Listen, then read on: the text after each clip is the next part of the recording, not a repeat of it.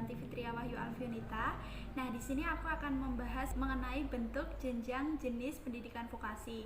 Nah, kali ini aku akan ditemanin oleh Bapak Abdurrahman selaku dosen pendidikan sosiologi antropologi mata kuliah pendidikan vokasi. Nah, beliau nanti akan memaparkan terkait dengan diskusi yang akan disampaikan setelah penayangan video berikut. Oke, kemudian sebelum membahas mengenai bentuk jenjang dan jenis pendidikan vokasi, aku akan memaparkan mengenai tujuan pembelajaran. Nah, tujuan pembelajaran ada 3. Yang pertama, mendeskripsikan bentuk-bentuk pendidikan vokasi, menyebutkan jenjang-jenjang pendidikan vokasional. Kemudian yang ketiga, menyebutkan jenis-jenis pendidikan vokasional. Oke, berikutnya yaitu capaian pembelajaran lulusan atau CPL. Nah, di sini kita akan capaian yang akan ditargetkan sama siswa yaitu menunjukkan sikap profesional dalam dunia pekerjaan sesuai dengan ilmu pengetahuan pendidikan vokasi yang pernah didapatkan, kemudian mengaplikasikan ilmu pengetahuan dan teknologi dalam dunia pekerjaan untuk memperoleh dalam menyelesaikan tugas yang diberikan. Kemudian yang ketiga, melakukan analisis, perencanaan, penerapan, pengujian, dan reevaluasi terhadap kurikulum pendidikan vokasi. Yang terakhir, menerapkan dan mengoptimalisasi bentuk jenjang jenis pendidikan vokasional dalam lingkup dunia pekerjaan. Oke, selanjutnya di sini saya akan menjelaskan mengenai peta konsep. Peta konsep yang akan kita bahas atau materi yang akan kita bahas kali ini yaitu mengenai bentuk-bentuk pendidikan vokasional, kemudian ada jenjang-jenjang pendidikan vokasional, dan ada jenis-jenis pendidikan vokasional. Oke, langsung saja ke pembahasan yang pertama yaitu mengenai bentuk-bentuk pendidikan vokasional.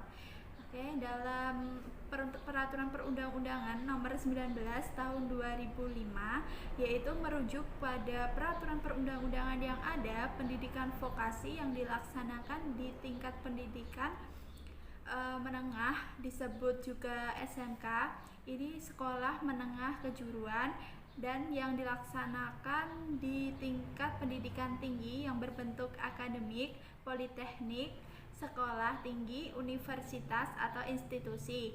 Nah, kemudian untuk memperjelas posisi pendidikan vokasi dalam tatanan dunia pendidikan di Indonesia diatur dalam Undang-Undang RI nomor 20/2005 dan Peraturan Pemerintah PP nomor 15 nomor 19/2005 dan draft PP tentang pendidikan kejuruan, vokasi, dan profesi.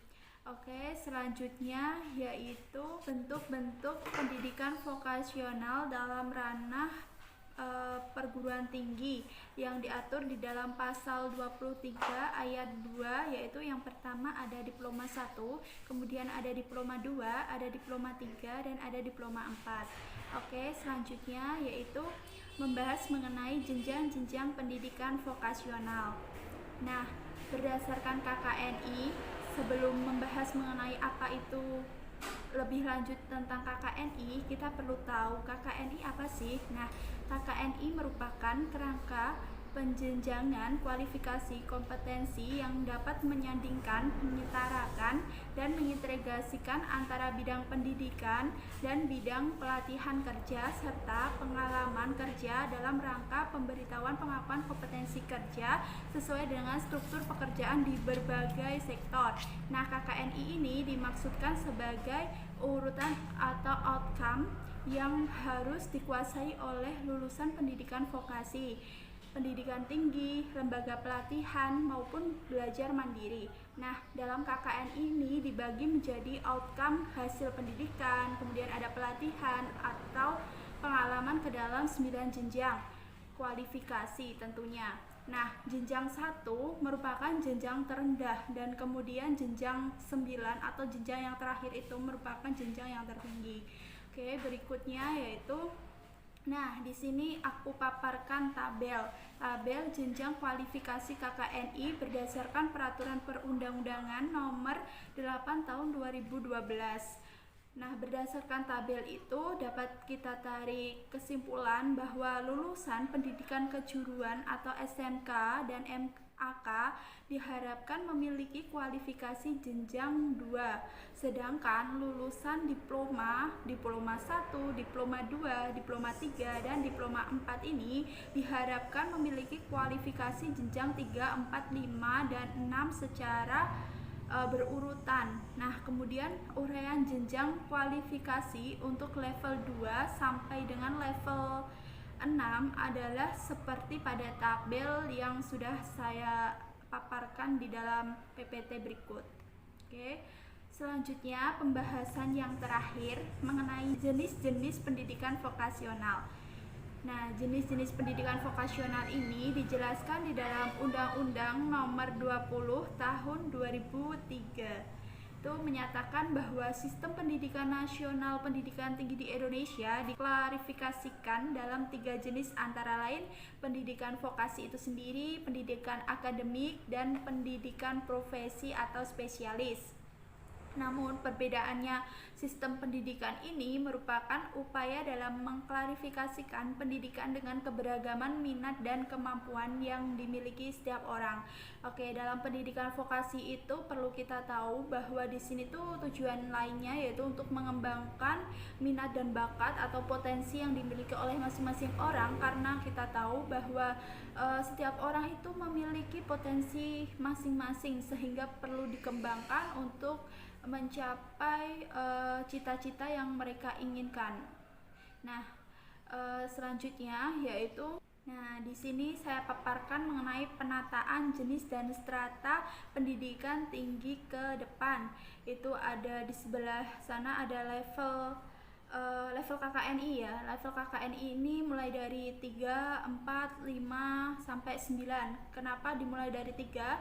Karena tadi saya sudah bilang dalam tataran pendidikan tinggi itu jenjangnya mulai dari 3, sedangkan di SMK tadi mulai dari jenjang 2. Nah, makanya tabel ini dimulai dari jenjang 3 sampai jenjang 9. Oke, saya akan membacakan yaitu dari sekolah menengah atas atau kejuruan atau madrasah aliyah.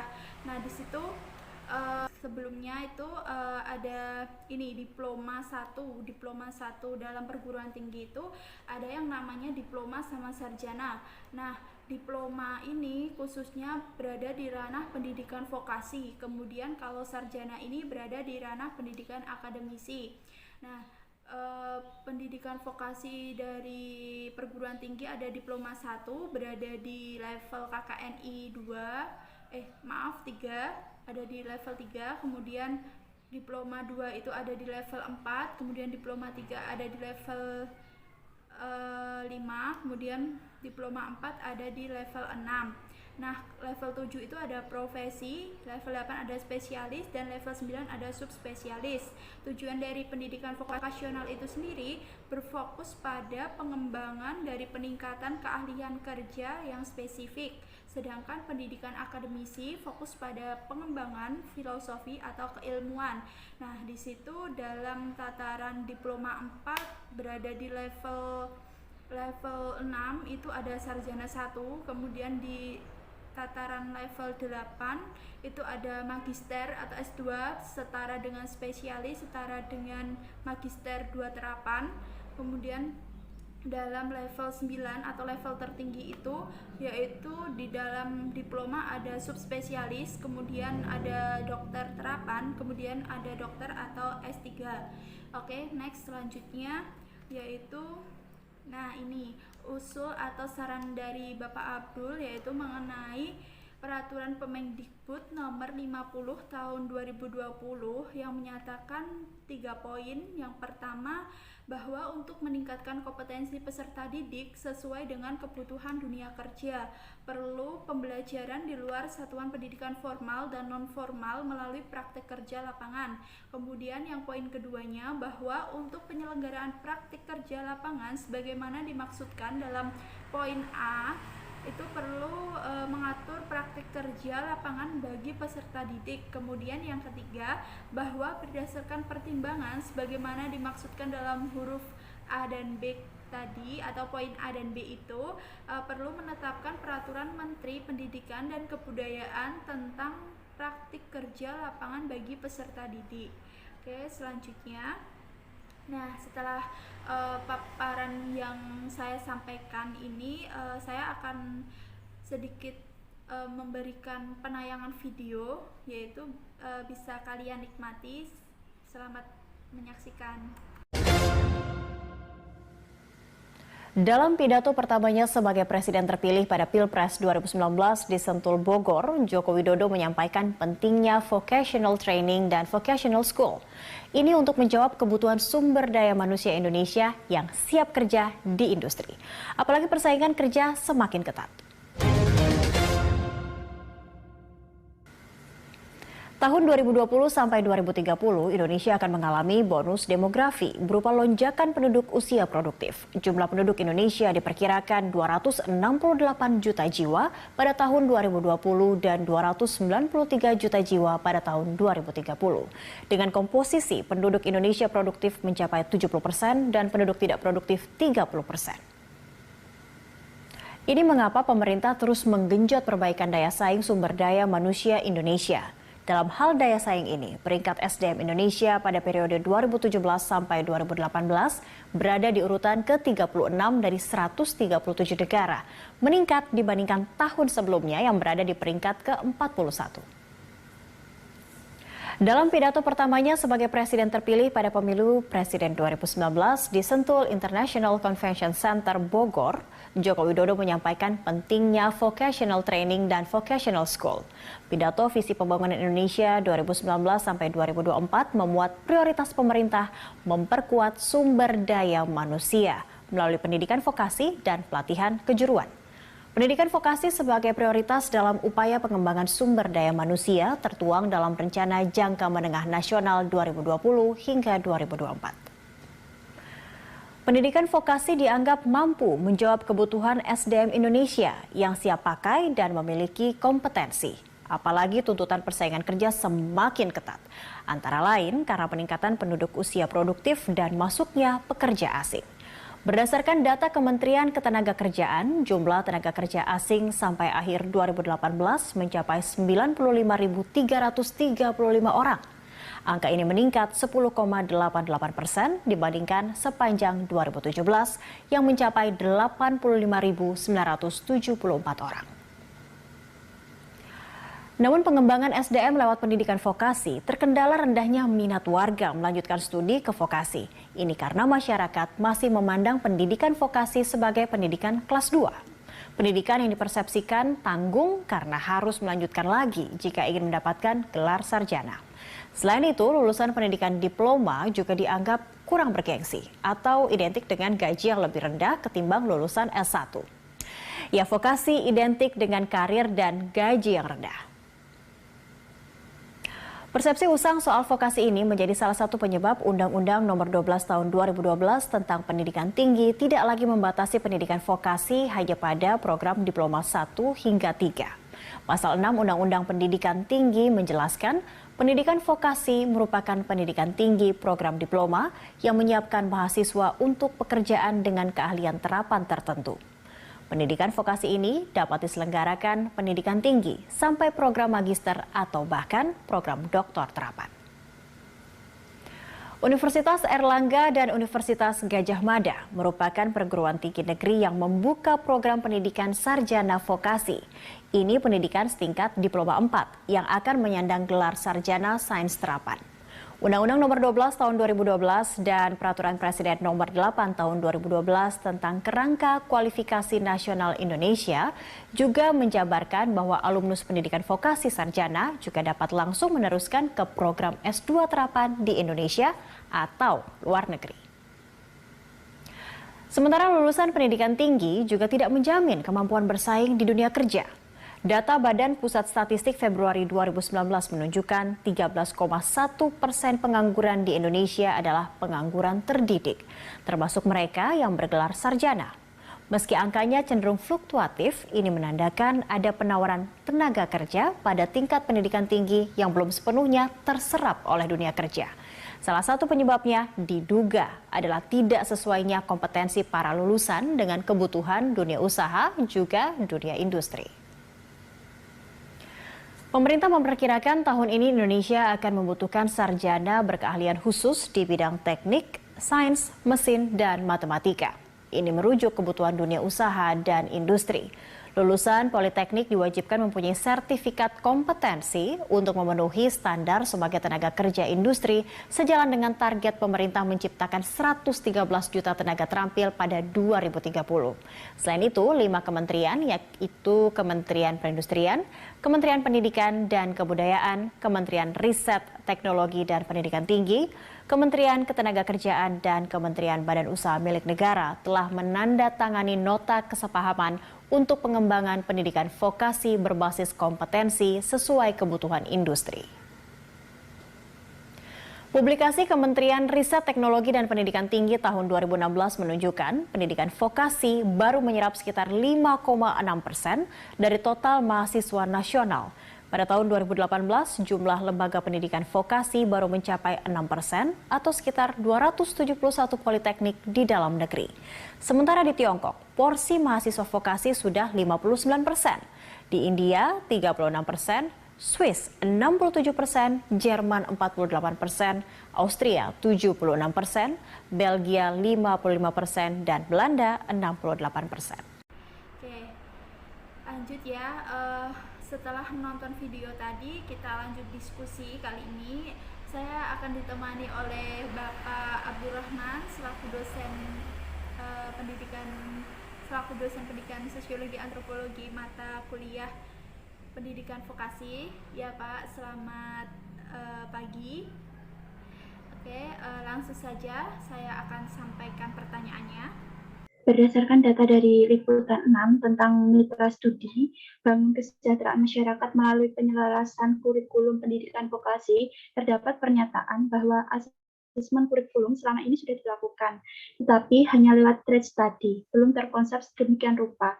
Saya ingin bertanya Pak, apa pentingnya trade study ini dalam pembuatan asesmen kurikulum pendidikan vokasi di Indonesia? Terima kasih. Ya, case study itu adalah semacam uji coba, sampelnya kecil tetapi mendalam, sehingga ini bersifat satu pendekatan yang sangat kualitatif. Dan case study ini bisa digunakan sebagai awal untuk melakukan penelitian yang lebih besar, sebagai awal untuk memulai penelitian yang lebih besar. Misalnya apa? Case study. Coba sekarang case study mengumpulkan data tentang alumni vokasi di daerah tertentu. Data-data yang hanya dasar dari satu sekolahan atau 5 sekolahan per kecamatan dari satu kabupaten itu menjadi case study misalnya untuk Jawa Tengah. Yang kita masih lemah adalah baseline data tentang industri dan baseline data tentang sekolah vokasi. Sampai sekarang ini mungkin sudah ada data pokok pendidikan tingkat SD, SMP, SMA sampai ke SMK. Tetapi semua itu juga harus diverifikasi oleh masing-masing dinas di tingkat kabupaten. Ya, real life, real data. Tapi ini harus diperhatikan dan digunakan. Yang kedua, variabelnya harus ditambah. Jangan hanya variabel-variabel yang sudah mapan tetapi tidak bermanfaat untuk menindaklanjuti mata pelajaran apa, program studi apa yang harus dikembangkan di setiap daerah. Sehingga jangan sampai sekolah vokasi tapi tidak memiliki dukungan industri daerahnya, apakah kabupaten atau provinsi.